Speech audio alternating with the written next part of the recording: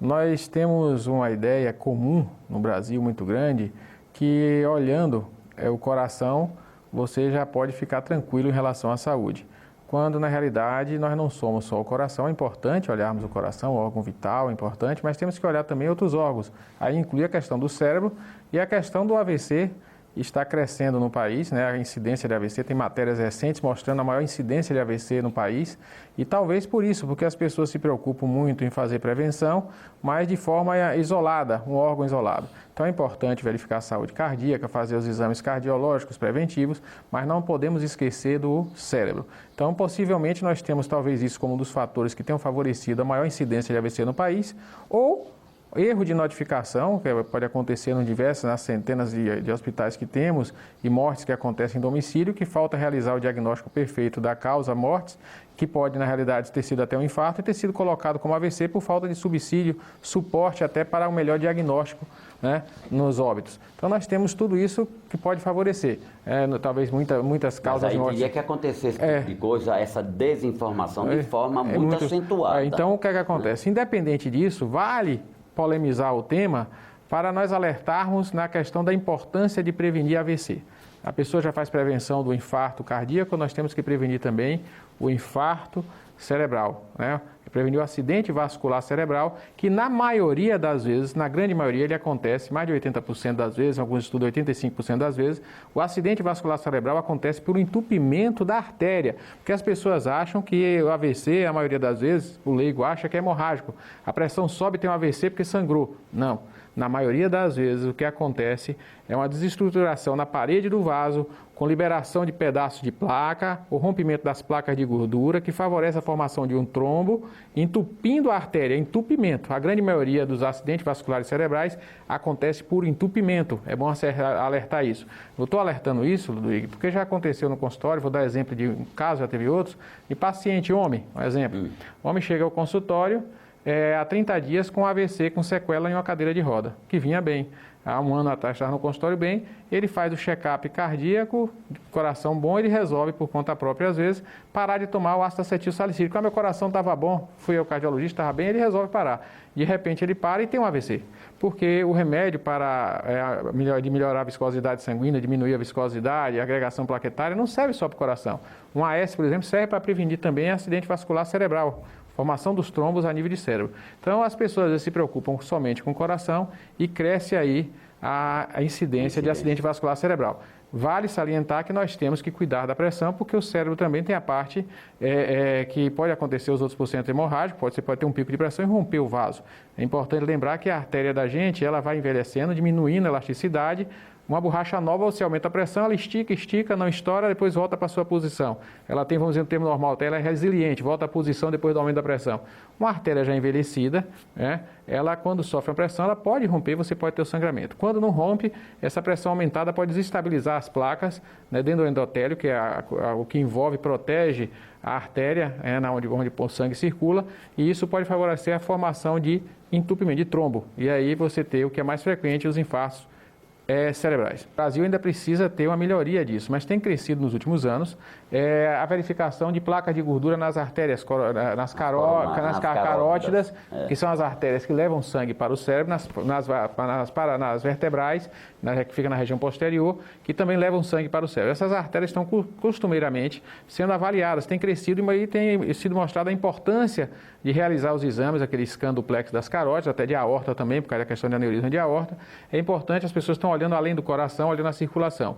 E já tem crescido também, ainda precisa ser avaliado muito, a quantidade de pessoas que detectam placa já grande de gordura nas artérias carótidas ou vertebrais e que precisam botar os stents. Como se faz no coração, colocar aquela molinha para garantir que a placa não cresça ou que venha formar o trombo.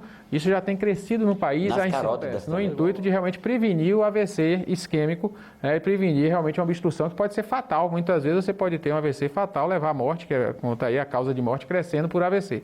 Então nós temos que estar atento a essa situação. Então isso tem crescido no país e é importante alertar para a prevenção do AVC e que os cuidados não se devem dar somente na questão cardiológica. A gente tem que olhar a circulação como um todo. A gente tem que olhar a questão da circulação em pernas. Você hoje avalia, faz scan também, exames das pernas para ver circulação. Trombose, principalmente as pessoas que têm diabetes, colesterol elevado, triglicerídeos elevados.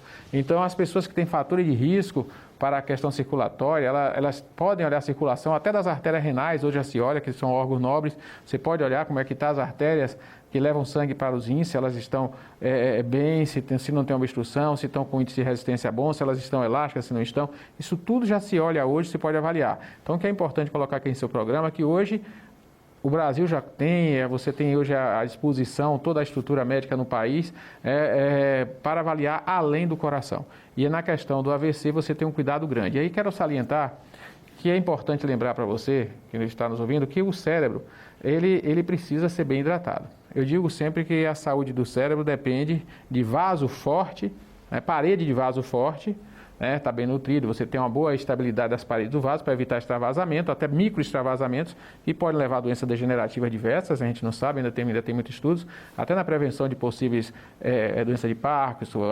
Alzheimer, talvez extravasamento de pequenos microvasos possa levar a processos inflamatórios e doenças degenerativas. Então, paredes fortes e sangue fino, para que não haja entupimento. E aí lembrar que, se você tem, por exemplo, vou dar um exemplo para a pessoa que está nos ouvindo. Uma pessoa que tem edema nas pernas. É um inchaço nos membros inferiores. Quando a pessoa passa a colocar essas pernas para cima, muda a posição, tira da posição sentada e coloca para cima, o que é que acontece? Eu vou chegar ao cérebro, eu quero chegar para vocês. O que é que acontece? Você vai ter uma diminuição do edema. Então imagine você, a perna vai ficar... O pessoal diz, diminuiu o edema, ficou enxuta, ficou sequinha, doutor. Agora imagine o cérebro que precisa ser bem hidratado. Você passa o dia inteiro, quando não está em pé, você para descansar, senta. Em que posição está o cérebro? Acima da linha do coração, né? Com a gravidade aqui, e você bebendo pouca água, se movimentando pouco. O que vai acontecer com esse cérebro? Ele vai ficar, vou falar o termo, murcho, vai ficar sequinho. Então isso vai aumentar o risco, né? Além da questão dos grandes AVCs, principalmente vai aumentar o risco, eu liguei, é importante para que as pessoas que estão envelhecendo, passando dos 50 anos, 60, para que não tenha microinfartos cerebrais, entupimento das pequenas artérias. Isso vai favorecer a falta de boa hidratação, de movimentação, a postura com vício de postura o tempo todo naquela mesma posição. Isso vai levar a riscos de AVCs isquêmicos microscópicos, que aqui também acontece. Que a gente falou dos AVCs grandes, mas é importante lembrar as pessoas que também existem os microinfartos cerebrais. E esses microinfartos podem ir afetando sua memória, trazendo um processo de disfunção cerebral, desde a questão de equilíbrio, de tremores, até focos epilépticos podem acontecer, epilepsia tardia no idoso que pode acontecer. Então você vai trazendo todos esses problemas que podem até, e as pessoas acharem que às vezes é uma doença de Alzheimer, não é. E pode favorecer Alzheimer, porque tudo que diminui a capacidade cognitiva, diminui a capacidade de raciocínio, compromete seu cérebro, pode precipitar a doença de Alzheimer também. Então, você não pode deixar de ter esse cuidado. O que acontece? O que eu estou colocando é importante hidratar bem, né? E é importante que você não fique parado o tempo todo na mesma posição, inclusive sentado. A gente quer sempre salientar que as pessoas precisam se movimentar, caminhar. O ser humano não foi feito para ficar o dia inteiro parado. Ele, na sua seleção natural, um ser humano tinha que estar caminhando em busca do alimento. Nós aprendemos a conservar o alimento primeiro no sal, hoje em dia nós temos refrigerador, geladeira, e as pessoas pararam de buscar, de caminhar em busca do alimento diariamente. Esse ato contínuo tinha que ser diário. Então, o ideal é uma caminhada tem que ser todos os dias, com maior frequência. Mas as pessoas pararam na frente da TV, hoje em dia na frente do celular. Controle remoto, né? E muitas vezes as pessoas param numa posição que também não é natural. Sentado em uma cadeira. Essa posição sentada em uma cadeira não é a posição natural. Quando eu sento aqui, eu fico na situação vertical, o bombeio do coração diminui, é diferente de eu estar caminhando, eu prendo a circulação na região posterior das pernas, já prejudico minha circulação venosa, né? E eu deixo meu cérebro menos oxigenado, porque eu não estou caminhando, estou na posição em que ele está para cima, estou parado. Então, na natureza, né, a cadeira é algo recente na história da humanidade. O homem inventou alguns instrumentos e criou a cadeira. Você tem algumas civilizações que não usam a cadeira na região ocidental. Então, um animal, quando vai descansar, ele descansa como? Deitado. A onça descansa deitado, o cachorro deitado. O homem, na maioria das vezes, no mundo ocidental principalmente, ele senta. Senta em uma cadeira que não permite que você mude de posição, que você não alterne o decúbito, não alterne posição, e isso favorece realmente a prejuízo circulatório. Então é importante você movimentar. Do ponto de vista médico, você tem, além de estar falando das suas condutas não médicas, né? Você tem que ter atividade física, prevenir estresse, boa hidratação, evitar vícios de postura. A gente está colocando aqui, agora do ponto de vista médico, você tem que controlar os fatores de risco silenciosos, que aí você tem a questão da glicemia e o diabetes, que é importante evitar que esse excesso de açúcar no sangue, mesmo não diabético, às vezes comendo alimentos com alto índice glicêmico, isso aumenta o risco de favorecimento do processo de glicação e entupimento das artérias. Colesterol elevado, o triglicerídeos, que é menosprezado e muito.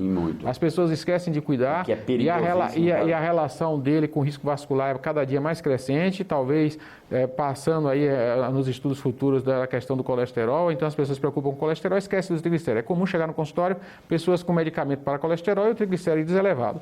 Então as pessoas têm que controlar ambos, tanto o colesterol, não menosprezar os triglicerídeos, né? Você tem que fazer isso, e a pressão arterial. Aí a gente tem que estar atento, aqui um conselho grande para os hipertensos: o dia que acontece um AVC, muitas vezes fatal, é o dia que não tomou medicamento para a pressão alta. A doença que mais mata no mundo, isoladamente, em silêncio, e causa os AVCs, é a hipertensão. Então, o que acontece? As pessoas têm como causa de morte direta o AVC, por causa dos sintomas, tudo, mas geralmente quem causou o AVC foi a hipertensão. A hipertensão, ela mata e muito. Então, ela mata no dia que você come um excesso de sal. Você esquece de tomar o remédio da pressão, é a única doença que vai matar bruscamente no dia que você vacila. Se você esquece de tomar o remédio para colesterol, você não vai subir o colesterol de um dia para o outro. Se você esquece de tomar o remédio do açúcar, o açúcar pode subir um pouco, mas não causa um risco tão grande de AVC. Mas se você esquece ou atrasa, só em atrasar, você toma todo dia de manhã seu remédio para a pressão. Você atrasa, aquele dia não tomou pela manhã, deixou para tomar à tarde, pode ser que no meio da manhã você tenha um acidente vascular, você tenha um pico de hipertensão.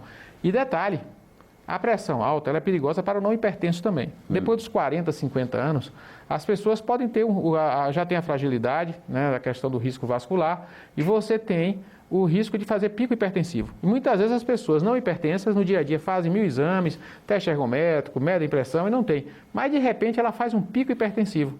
Por um estresse, uma alimentação com muito sal, é o dia que exagerou no sal, é o dia que não dormiu. Pode coincidir tudo ao mesmo tempo, né? E nesse dia faz um pico hipertensivo, e esse pico hipertensivo, mesmo não no hipertenso, no não hipertenso, pode ser fatal. Então a pressão alta ela é perigosíssima e é um fator primordial para as pessoas que querem prevenir o AVC.